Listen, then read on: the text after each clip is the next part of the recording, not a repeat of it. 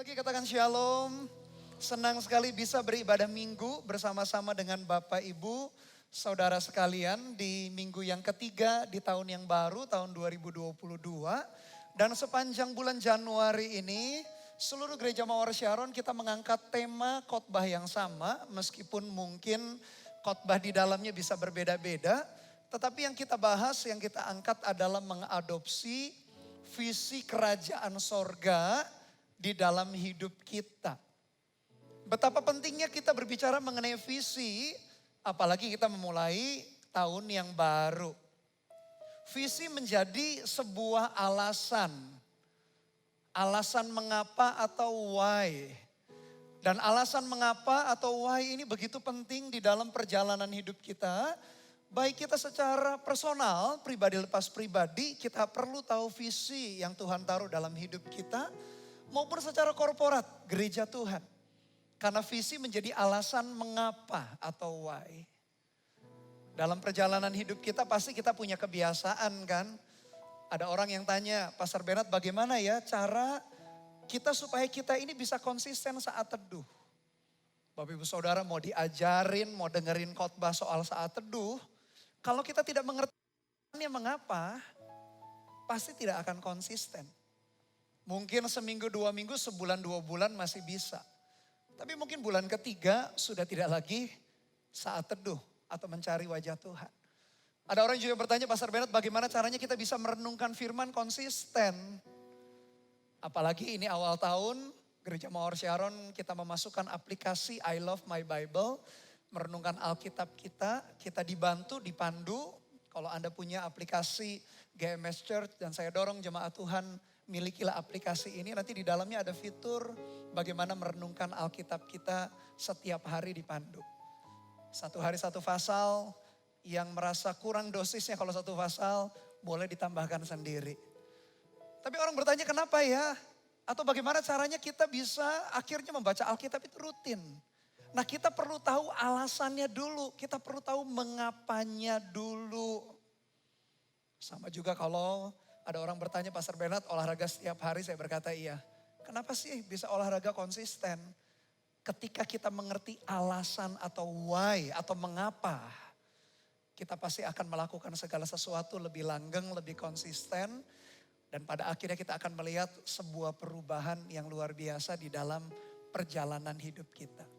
Sehingga kalau sepanjang bulan Januari ini kita berbicara mengenai mengadopsi visi kerajaan sorga. Kenapa harus visinya? Supaya kita mengerti why-nya. Supaya kita mengerti mengapanya. Supaya sepanjang perjalanan kita 2022 itu kita bisa berjalan dalam setiap bulan demi bulan atau minggu demi minggu. Kita tahu bahwa kita sedang mengerjakan sesuatu yang Tuhan kehendaki. Oleh karena itu penting visi. Karena visi merupakan alasan mengapa atau why. Kalau kita memahami sejak awal tahun, maka perjalanan kita, saya berdoa supaya kita gak menyimpang kiri dan kanan. Mari kita lihat visi kerajaan sorga, kenapa Tuhan memanggil hidup kita, kenapa Tuhan menaruh rencananya di dalam kehidupan kita. Kita belajar dari bangsa Israel, umat pilihan Tuhan, bagaimana mereka dipilih, bagaimana mereka dipanggil. Mari kita lihat bersama-sama Alkitab kita Keluaran 19, ayat pertama sampai ayat yang ke-6. Kita perhatikan bagaimana atau kenapa Tuhan memilih bangsa Israel, membawanya keluar dari tanah Mesir. Dan ada prinsip kebenaran yang pasti relevan di dalam hidup kita hari ini. Mari kita lihat Keluaran 19 ayat pertama sampai ayat yang ke-6. Pada bulan ketiga setelah orang Israel keluar dari tanah Mesir, mereka tiba di padang gurun Sinai pada hari itu juga. Setelah mereka berangkat dari Rafidim, tibalah mereka di padang gurun Sinai, lalu mereka berkemah di padang gurun. Orang Israel berkemah di sana di depan gunung itu. Lalu naiklah Musa menghadap Allah dan Tuhan berseru dari gunung itu kepadanya, beginilah kau katakan kepada keturunan Yakub dan kau beritakan kepada orang Israel. Kamu sendiri telah melihat apa yang kulakukan kepada orang Mesir dan bagaimana aku telah mendukung kamu di atas sayap Raja Wali dan membawa kamu kepadaku. Jadi sekarang jika kamu sungguh-sungguh mendengarkan firman-Ku dan berpegang pada perjanjian-Ku, maka kamu akan menjadi harta kesayangan-Ku sendiri Dan dari antara segala bangsa, sebab akulah yang empunya seluruh bumi. Kamu akan menjadi bagiku kerajaan imam dan bangsa yang kudus. Inilah semuanya firman yang harus kau katakan kepada orang Israel. Perhatikan ayat yang pertama kembali pada bulan ketiga.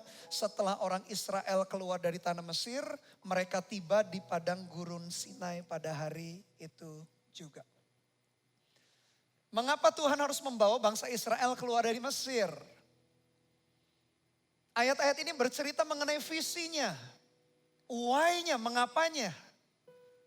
Nanti kita akan perhatikan di ayat-ayat selanjutnya, mengapa sih Tuhan harus membawa mereka keluar dari Mesir.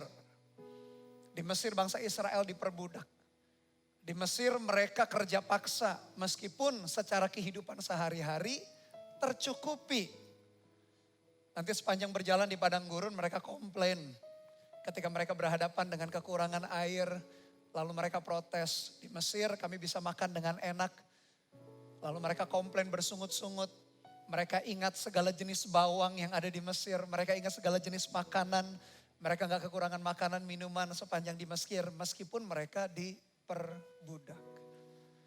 Kenapa Tuhan bawa mereka dari Mesir menuju tanah perjanjian?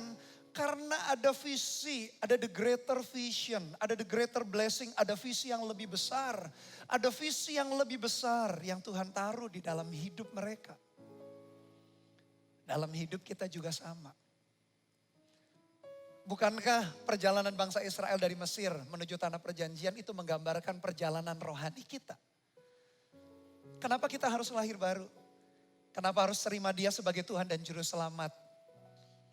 Bukankah kehidupan Mesir berbicara mengenai kehidupan lama, kehidupan penuh dosa? Kenapa sih Bapak Ibu Saudara kita perlu hidup takut dan gentar akan Tuhan? Kita tidak lagi terikat dengan dosa. Kita tidak lagi hidup jatuh bangun di dalam dosa. Yang jatuh bangun di dalam dosa tahun 2022 ini milikilah komitmen minta kekuatan dan anugerah dalam Tuhan. Supaya kita berjalan di dalam kekuatan dan takut dan gentar akan Tuhan. Berjalan dalam kekudusan. Kenapa sih kita harus meninggalkan manusia lama? Bapak Ibu Saudara mungkin di antara kita berkata, Pastor Bernard jatuh bangun dalam dosa sudah gak level lah dalam hidup saya. Mungkin ada yang berkata demikian. Karena Anda mengerjakan hidup dengan takut dan gentar akan Dia. Puji Tuhan dengan itu. Lanjutkan perjalanan imanmu. Kalau Anda merasa Anda sudah meninggalkan kehidupan lama. Yang masih tinggal di dalam dosa lama. Segeralah keluar daripada itu. Karena ada the greater vision. Karena ada alasan yang lebih baik. Karena ada berkat yang jauh lebih besar. Yang Tuhan mau percayakan di dalam perjalanan kehidupan kita. Nanti kita akan paham alasannya kenapa. Karena dalam perjalanan hidup kita, kita selalu membandingkan kenapa kita lakukan yang satu dan tidak melakukan yang lain. Ada di antara Bapak Ibu Saudara mungkin masih menikmati hidup di dalam dosa. Karena kita pikir gak ada kenikmatan yang lebih lagi di luar dosa. Karena kita pikir gak ada tujuan yang lebih mulia lagi. Tapi kita perhatikan sama seperti bangsa Israel.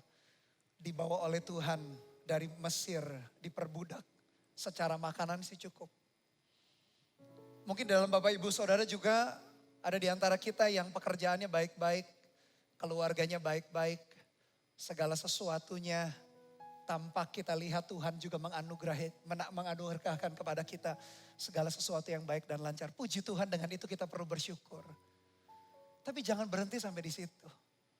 Ada visi yang lebih besar namanya visi kerajaan sorga yang kita perlu adopsi.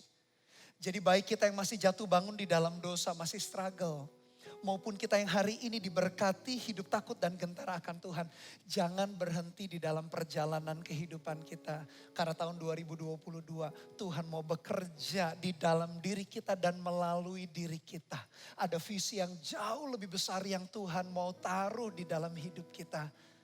Tidak hanya sekedar kita berhasil sukses bagi diri kita sendiri. Tuhan tahu apa yang Tuhan mau lakukan bagi bangsa Israel. Sehingga Dia kirim hambanya Musa untuk menuntun, untuk membawa mereka keluar daripada perbudakan di Mesir.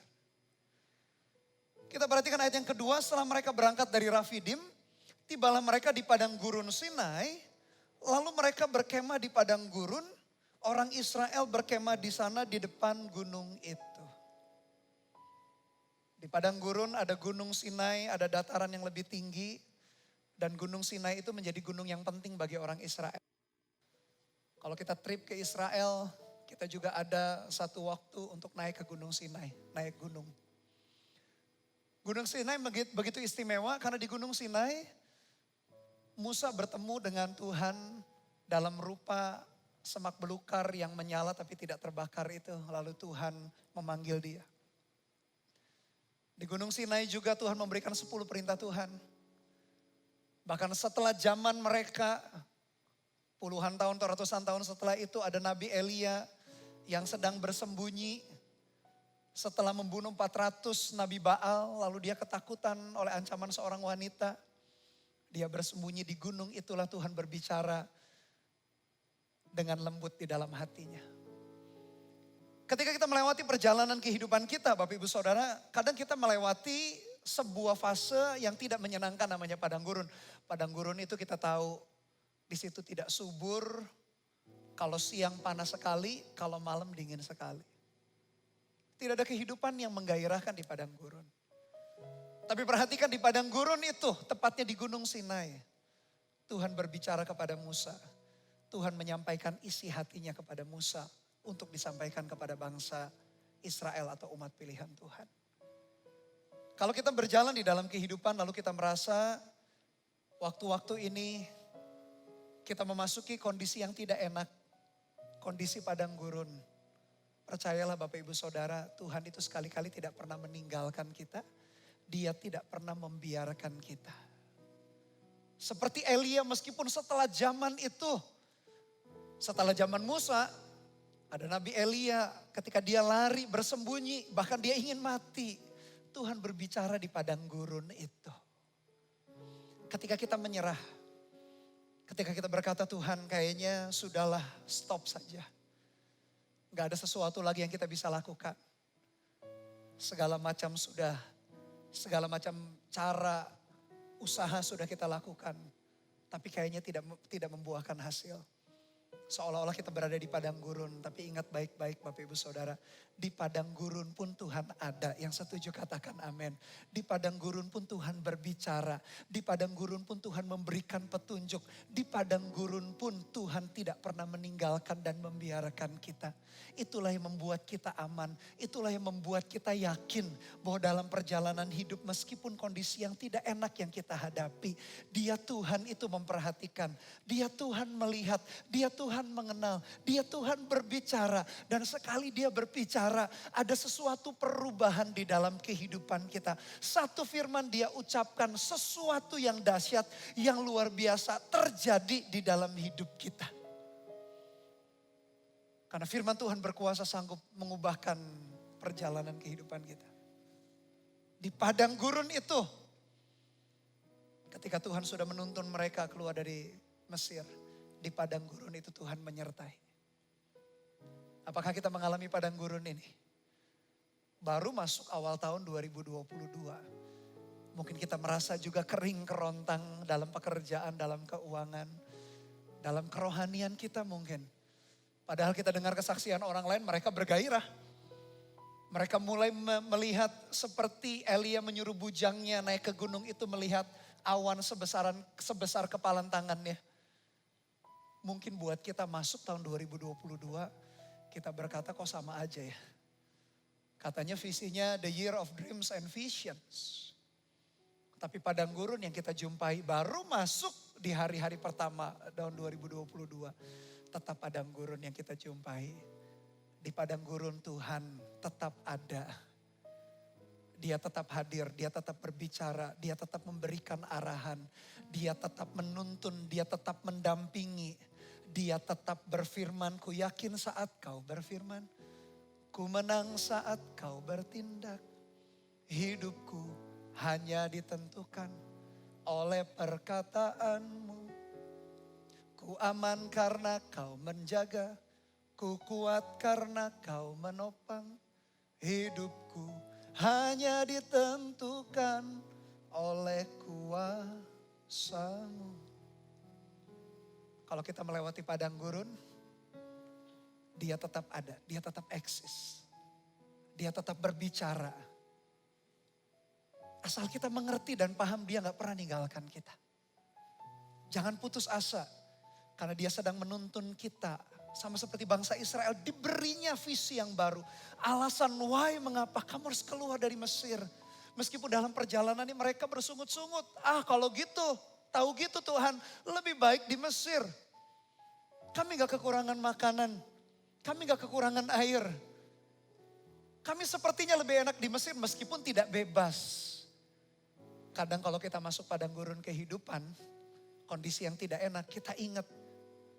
Kayaknya lebih enak dulu ketika kita masih jatuh bangun dalam dosa. Kayaknya lebih enak dulu ketika kita korupsi. Lebih enak dulu ketika selingkuh. Lebih enak dulu ketika kita melakukan dosa ini dan dosa itu. Apa ikut Tuhan kok malah menderita gak enak. Bapak Ibu Saudara, ada visi, ada tujuan yang lebih besar. Yang Tuhan taruh di dalam hidup kita. Dan saya berdoa visi itu makin lama makin kuat berbicara dalam kehidupan kita. Jangan kembali lagi ke manusia lama. Yang sudah meninggalkan manusia lama terus berjalan. Kita sedang berjalan di jalan yang tepat. Kita sedang berjalan di track yang tepat. Dia berbicara, dia berfirman, dia mendampingi, dia menuntun hidup kita. Dia mengerti perjuangan, pergumulan, air mata, jeritan hati, kesendirian kita. Dia paham dan mengerti. Di padang gurun yang sama, Musa bertemu dengan Tuhan. Di padang gurun yang sama, setelah itu Elia mendengar angin sepoi-sepoi dan Tuhan berbicara dengan lembut. Sejak hari itu ketika Elia mendengar suara Tuhan, 40 hari 40 malam dia berjalan dan menyelesaikan kehendak Tuhan sampai akhir, sampai selesai. Izinkan dia berbicara. Lanjutkan perjalanan hidup kita, Bapak Ibu Saudara. Perhatikan ayat yang berikutnya, ayat yang selanjutnya, ayat yang ketiga. Lalu naiklah Musa menghadap Allah dan Tuhan berseru dari gunung itu kepadanya. Beginilah kau katakan kepada keturunan Yakub dan kau beritakan kepada orang Israel.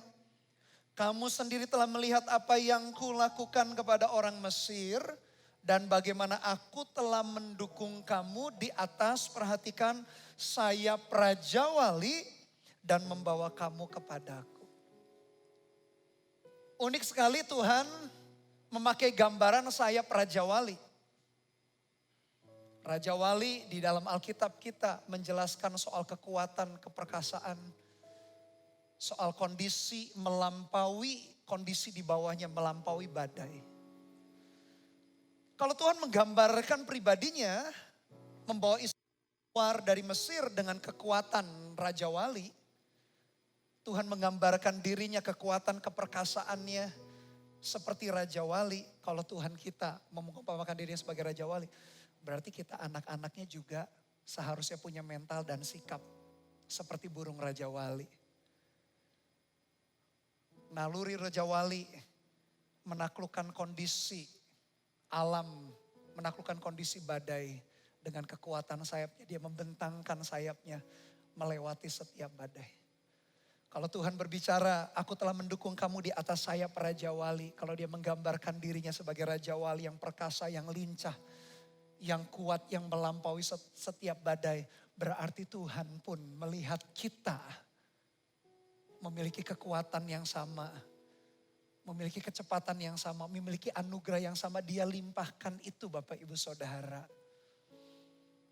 Kita bukan anak ayam yang gak bisa mampu berbuat apa-apa. Kita punya sikap, punya naluri seperti Raja Wali. Kita akan menaklukkan setiap badai kehidupan kita sepanjang tahun ini. Kalau Tuhan sudah mendukung kita, seperti mendukungnya di atas sayap Raja Wali, demikian kita akan terus terbang dengan kekuatan sayap burung Raja Wali. Menjadi sebuah gambaran di dalam hidup kita.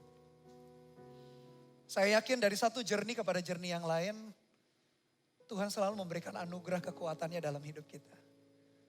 Kayaknya kita merasa sudah gak mampu. Tapi ingat mental kita. Seperti Raja Wali yang melampaui setiap badai. Unik sekali Tuhan pakai gambaran sayap Raja Wali. Karena dia ingin menceritakan bagaimana kekuatannya itu. Tuhan taruh di dalam kehidupan kita. Bahkan dalam Yesaya 40 kalau kita ingat. Orang yang menanti-nantikan Tuhan, apa Bapak Ibu Saudara, akan mendapat kekuatan baru. Dia akan terbang seperti Raja Wali yang naik terbang. Orang yang menanti-nantikan Tuhan, wait upon the Lord. Dia berlari tak akan menjadi lesu, dia berjalan tidak akan pernah menjadi lelah. Dia gambarkan dirinya, kudukung kau di atas sayap Raja Wali. Sehingga ketika kita menanti-nantikan dia, kekuatan yang sama ada di dalam hidup kita. Berlari tidak lelah, berjalan tidak lesu. Kita yang waktu-waktu ini bahkan baru memulai tahun ini kita sudah lesu, sudah lemas. Wait upon the Lord. Karena dia telah mendukung kita. Telah mendukung seperti dia mendukungnya di atas sayap Raja Wali. Demikian di dalam hidup kita, Yesaya 40. Tetapi orang yang menanti-nantikan Tuhan akan mendapat kekuatan baru. Dia berjalan tak akan lelah, berlari tak akan pernah menjadi lesu. Saya berdoa di dalam nama Tuhan Yesus, dalam perjalanan hidup kita. Entah kita berjalan, entah kita berlari. Setiap kita punya pace, kecepatan kehidupannya masing-masing. Saya berharap yang jalannya lambat tambahkan kecepatan supaya kita jalan cepat. Yang sudah jalan cepat tambahkan kecepatan supaya kita lari-lari kecil. Yang sudah berlari-lari tambahkan kecepatan. Karena Tuhan terus mau mengerjakan hal-hal perkara yang luar biasa dalam hidup kita dan melalui hidup kita. Berlari tak akan pernah lesu, berjalan tidak akan pernah menjadi lelah. Itulah orang-orang anak-anak Tuhan.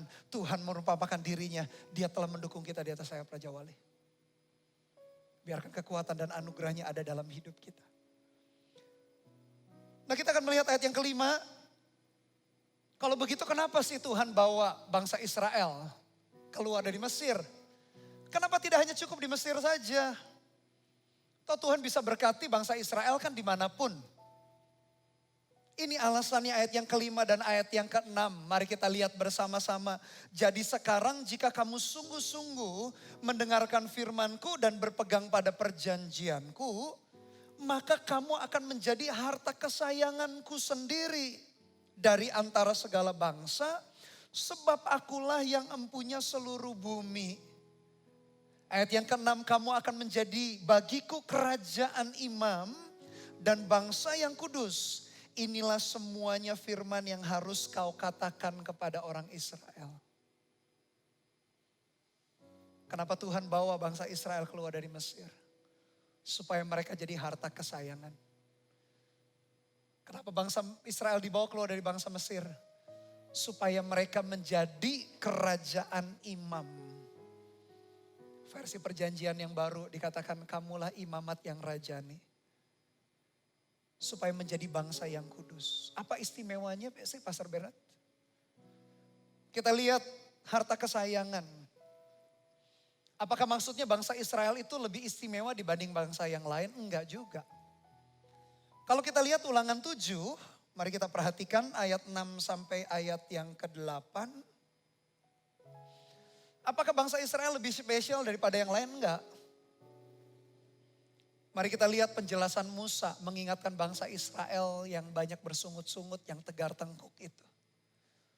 Musa berkata demikian Ulangan 7 ayat 6 sampai 8, sebab engkaulah umat yang kudus bagi Tuhan Allahmu, engkaulah yang dipilih oleh Tuhan Allahmu dari segala bangsa di atas muka bumi untuk menjadi umat kesayangannya. Bukan karena lebih banyak jumlahmu dari bangsa manapun juga, maka hati Tuhan terpikat olehmu dan memilih kamu. Bukankah kamu ini yang paling kecil daripada segala bangsa? Ayat 8, tetapi karena Tuhan mengasihi kamu dan memegang sumpahnya yang telah diikrarkannya kepada nenek moyangmu, maka Tuhan telah membawa kamu keluar dengan tangan yang kuat dan menebus engkau dari rumah perbudakan, dari tangan Firaun Raja Mesir. Jadi kenapa Israel dipilih Tuhan? Bukan karena paling hebat. Bukan karena rakyatnya paling banyak. Bahkan kalau dibandingkan penduduk bangsa yang lain, bangsa Israel itu bangsa yang paling kecil. Kenapa Tuhan pilih kita? Kenapa Tuhan Roh Kudus menuntun kita sehingga kita mengenal Dia, menerima Dia sebagai Tuhan dan Juru Selamat? Kenapa bukan orang lain dulu? Kadang kita juga gak tahu jawabannya. Hanya kita meresponi saja panggilan itu untuk menerima Dia sebagai Tuhan dan Juru Selamat. Ini visi yang lebih besar yang Tuhan taruh supaya kita menjadi harta kesayangan. Oh, kalau begitu orang lain tidak disayang Tuhan ya? Enggak. Bukan enggak maksudnya orang lain enggak disayang Tuhan. Tuhan sayang mereka maksudnya. Apakah kita yang paling disayang? Bukan. Tapi Tuhan memilih di antara orang lain. Tuhan memilih kita jadi harta kesayangan. Supaya lewat hidup kita orang lain pun juga menerima kabar baik itu. Orang lain pun mengalami perjumpaan dengan Tuhan. Orang lain pun satu saat pun akan menjadi harta kesayangan. Tapi Tuhan pilih kita terlebih dahulu. Kalau kita menjadi yang sulung terlebih dahulu di antara bangsa-bangsa yang lain. Atau di antara orang lain yang belum terima Tuhan. Berarti itu adalah sebuah privilege. Itu adalah sebuah kehormatan. Tuhan mau panggil kita sebagai harta kesayangan. Tidak berhenti sampai kita saja. Karena pada ujungnya, pada akhirnya Tuhan mengasihi segala bangsa. Dan Tuhan mau lewat hidup kita. Orang lain pun satu saat akan mengenal Tuhan secara pribadi. Dan mereka pun jadi harta kesayangan sama seperti kita. Kalau kita punya anak lebih, ada satu di rumah. Dan anak yang pertama, anak sulung kita sudah cukup dewasa. Pasti kita akan berharap anak kita yang lebih besar itu akan take care adik-adiknya. Sama juga di rumah, saya punya 2 anak.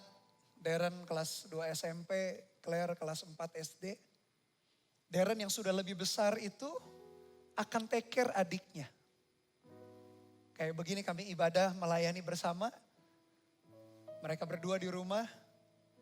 Darren sebagai koko kakak yang lebih tua akan take care adiknya.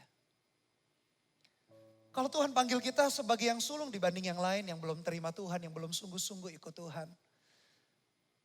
Kita tahu bahwa kita dikasihi, dicintai Tuhan, kita menjadi harta kesayangan. Pada akhirnya bukan berujung atau berakhir di dalam kita saja. Tuhan mau pakai setiap kita sebagai orang-orang tanda petik yang lebih sulung. Supaya orang lain pun tahu bahwa mereka pun harta kesayangan Tuhan. Mereka belum mungkin hari ini belum terima Tuhan. Mereka belum kenal Tuhan sama seperti kita kenal Tuhan. Mereka belum dipulihkan keluarganya. Belum dipulihkan kehidupannya, perjalanan hidupnya. Tapi satu saat lewat hidup kita, orang-orang akan mengalami Tuhan. Yang percaya katakan amin. Amin Bapak Ibu Saudara. Itulah visi yang lebih besar yang Tuhan taruh. Dijadikannya bangsa Israel harta kesayangan. Dijadikannya kita harta kesayangan. Tapi tidak berhenti di dalam hidup kita saja. Lalu kita menganggap orang lain lebih rendah. Kita lebih superior, orang lebih inferior. Enggak. Tuhan justru mau pakai hidup kita. Bersyukur kita tahu bahwa kita disayang Tuhan. Bersyukur kita tahu bahwa kita tidak ditinggalkan Tuhan. Orang lain di luar sana mereka putus asa. Mereka kecewa dengan kehidupan. Mereka bahkan gak kenal Tuhan ini, Tuhan itu. Bahkan mereka mungkin baru mendengar soal Tuhan Yesus atau gak kenal mengenai Tuhan Yesus. Berbagai macam jenis orang level kehidupan kerohanian di luar sana. Tapi kita yang telah tahu kita disayang Tuhan. Kita dituntun Tuhan, kita dikasihi Tuhan. Beritakan hal yang sama juga. Kenapa kita perlu meninggalkan kehidupan lama? Kenapa yang sudah meninggalkan kehidupan lama kita terus berjalan di dalam iman? Karena ada the greater vision yang Tuhan taruh di dalam hidup kita. Kita mengadopsi visi kerajaan sorga. Itulah alasan kenapa kita menerima Tuhan. Itulah alasan kita meninggalkan manusia lama. Supaya kita tahu bahwa kita harta kesayangan. Kita dicintai, dikasihi Tuhan. Tuhan peduli dengan kita. Kita lewat di padang gurun, iya. Dia tetap mendampingi, menuntun dan berfirman di dalam hidup kita. Itulah yang perlu kita beritakan kepada orang-orang lain di sekeliling kita. Itulah visi kerajaan sorga. Tuhan mengasihi semua orang, Tuhan mengasihi semua bangsa. Bukan hanya mengasihi kita saja. Tapi kita dulu yang dipanggil menjadi harta kesayangannya. Supaya kita yang sulung di antara yang lain, tanda petik. Kita bisa menuntun mereka untuk berjalan, mengerti bahwa mereka pun dicintai, dikasihi Tuhan. Dalam perjalanan hidup saya dengan istri, Tuhan juga mempercayakan kita jiwa-jiwa yang perlu kita layani. Dari orang-orang yang putus asa dengan struggle, dengan sakit penyakitnya. Pernikahannya, pergumulan kehidupannya. Di luar sana banyak orang gak punya jawaban, gak punya kekuatan. Apalagi waktu-waktu pandemi seperti sekarang ini. Kepandaian hikmat orang pun rasanya tidak berguna. Rasanya orang sudah berusaha ini dan itu. Dan Tuhan taruh pengharapan, Tuhan taruh nasihat, Tuhan taruh jalan keluar di dalam mulut kita, di dalam hati kita. Ketika kita bertemu dengan mereka, ketika kita berbicara, mengkonselingi, mendoakan. Saya yakin ada perubahan, ada jalan keluar, ada kekuatan yang Tuhan mau sampaikan kepada orang-orang itu lewat kita. Bapak Ibu Saudara jemaat Tuhan, kitalah harta kesayangan Tuhan. Yang percaya katakan amin. Tapi harta kesayangan itu, kasih Tuhan tidak boleh hanya berhenti dalam hidup kita. Itulah sebabnya kita dibawa keluar dari kehidupan lama. Itulah sebabnya kita harus berjalan meskipun padang gurun, terus jalan Bapak Ibu Saudara. Karena kita adalah harta kesayangannya Tuhan. Lalu dalam ayat yang berikutnya, ayat yang ke-6, kamu akan menjadi bagiku kerajaan imam. Kerajaan berbicara mengenai otoritas, mengenai power, mengenai kuasa. Imam berbicara mengenai sebuah hubungan, sebuah relationship dengan Tuhan. Ikut Tuhan itu komplit. Tuhan kasih otoritas, Tuhan kasih power. Tapi Tuhan menuntun kita di dalam keintiman, di dalam kedekatan, dalam kerohanian kita dengan Tuhan. Saya mendapati Bapak Ibu Saudara, kadang-kadang dua hal ini sulit sekali bisa ada dalam kehidupan seseorang. Kadang-kadang orang yang bagus dalam pekerjaan, karir, punya ide, berani, punya otoritas, berpengaruh. Kadang gak mau bertumbuh dalam kerohanian, kadang gak cinta Tuhan. Sebaliknya, orang yang sangat-sangat rohani, tanda petik, apa-apa mungkin apa-apa Tuhan ngomongnya, memang segala sesuatu selalu berhubungan dengan Tuhan. Kerohaniannya bagus, tetapi seringkali mungkin pekerjaannya, studinya, kehidupannya mungkin tidak membuahkan apa-apa. Kadang-kadang terlalu ekstrim kiri dan ekstrim kanan. Tapi Tuhan memanggil kita menjadi kerajaan imam. Dia mau supaya kita punya, dia berikan otoritas. Dia berikan kita pengaruh, tapi dia mau juga hubungan kerohanian kita bertumbuh. Itulah sebabnya kita dipanggil menjadi kerajaan imam Bapak Ibu Saudara. Supaya kita menjadi kepanjangan tangan. Di satu sisi ada otoritas, ada kuasa, ada power. Orang lihat perjalanan hidup kita, pekerjaan kita, pencapaian kita. Mereka tertegun seperti sebuah otoritas yang hebat. Tetapi kerohanian kita, kita cinta Tuhan, kita bertumbuh di dalam hati dan iman kita kepada Dia. Saya berdoa Bapak Ibu Saudara sepanjang tahun ini. Kita sungguh-sungguh menjadi kerajaan imam, menjadi imamat yang rajani. Kita orang-orang yang cinta Tuhan, yang setuju katakan amin. Tetapi Tuhan kasih otoritas begitu rupa lewat pekerjaan, lewat karir kita, lewat studi kita, lewat pengaruh kita di dalam kehidupan kita sehari-hari. Orang lihat kita. Orang gak menganggap remeh kita, gak main-main dengan kita. Karena dilihatnya kita punya otoritas yang luar biasa. Kadang orang di luar sana punya otoritas tapi gak cinta Tuhan. Ada orang katanya cinta Tuhan tapi hidupnya ya gitu. Gak dibangun dengan baik. Tapi saya berdoa jemaat Tuhan. Dalam dua hal ini ada di dalam hidup kita. Kita punya otoritas, Tuhan pakai kita. Pengaruh kita makin besar, ya. Saya doakan itu. Tapi hati kita terus mengenal Dia. Hati kita makin mengasihi Dia.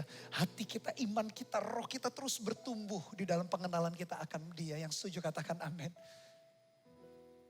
Supaya apa kembali? Ketika kita dipanggil menjadi kerajaan imam itu atau imamat yang rajani. Dalam Alkitab kita perjanjian baru dikatakan tetapi kamulah imamat yang rajani, bangsa yang kudus, umat kepunyaan Allah. Kamu yang dipanggil dari gelap menuju terangnya yang ajaib. Supaya kamu menceritakan perbuatan-perbuatan Tuhan yang ajaib itu. Jadi kalau kita kenal Tuhan, kita dipanggilnya, kita diberkatinya. Berkat Tuhan itu gak boleh berhenti hanya di dalam hidup kita. Kitalah imamat yang rajani itu. Kita telah dipanggil keluar. Tapi untuk memberitakan perbuatan Tuhan yang ajaib itu. Itulah sebabnya kenapa kita dipanggil Tuhan. Itulah sebabnya kenapa kita dituntun. Sampai hari ini dituntun oleh Tuhan. Karena Tuhan mau Dia kasih otoritas. Tapi Dia mau kerohanian kita bertumbuh. Dua perpaduan yang sulit itu. Saya berdoa di dalam nama Tuhan Yesus ditemukan di dalam setiap hati dan hidup kita. Saya berdoa supaya pekerjaanmu diberkati, keluargamu diberkati, studimu diberkati. Tapi iman dan rohani kita terus bertumbuh. Mengasihi dia, mengasihi sesama, melayani. Dua kualitas yang susah dipersatukan itu, ada di dalam hidup kita. Kenapa Tuhan memanggil kita? Bangsa yang kudus, kekudusan selalu berbicara mengenai set apart, dipisahkan. Bukan kita berarti menjadi orang yang aneh di tengah-tengah. Tapi prinsip kita berbeda, nilai kita berbeda. Dan bukan hanya sekedar berbeda saja, cukup di situ. Tapi kita kembali mewakili Tuhan, mewakili kerajaan sorga. Supaya nilai, prinsip, cara pandang yang berbeda itu bisa kita bawa ke lingkungan kita. Dan lingkungan kita, orang-orang di sekeliling kita pun mengalami Tuhan. Kita dipisahkan, di set apart. Bukan supaya aneh. Bukan supaya tidak bersentuhan dengan orang lain di sekeliling kita. Tapi justru sebaliknya. Orang lain di sekeliling kita dipengaruhi oleh kita. Pernikahan mereka yang gak bahagia dipengaruhi oleh pernikahan kita yang bahagia. Prinsip nilai kita yang kuat. Cara memandang mereka pekerjaan dipengaruhi oleh nilai dan prinsip kita. Sehingga satu persatu orang-orang di sekeliling kita pun mengalami Tuhan. Sama seperti kita telah ditangkap Tuhan. Sama seperti kita telah diberkati Tuhan. Sama seperti kita berjalan di dalam anugerah Tuhan. Itulah sebabnya kenapa Tuhan panggil dan tuntun kita sampai hari ini. Karena ada the greater vision. Ada visi yang lebih besar. Dibanding kita hanya sekedar sukses dan berhasil untuk diri kita. Tuhan mau bawa kita menjadi bangsa yang kudus, umat kepunyaan Tuhan. Untuk menceritakan perbuatan-perbuatan Tuhan yang ajaib. Ceritakan itu kepada orang-orang di sekeliling kita. Meskipun dari pihak kita ada syaratnya, Tuhan berkata, kembali ayat yang kelima, kalimat terakhir. Jadi sekarang jika kamu sungguh-sungguh mendengarkan firman-Ku dan berpegang pada perjanjian-Ku. Sampai kapanpun sungguh-sungguhlah ikut Tuhan. Berpegang pada perjanjian. Itu yang membuat kita terus menjadi harta kesayangan. Itu yang terus membuat kita menjadi imamat yang rajani, bangsa yang kudus.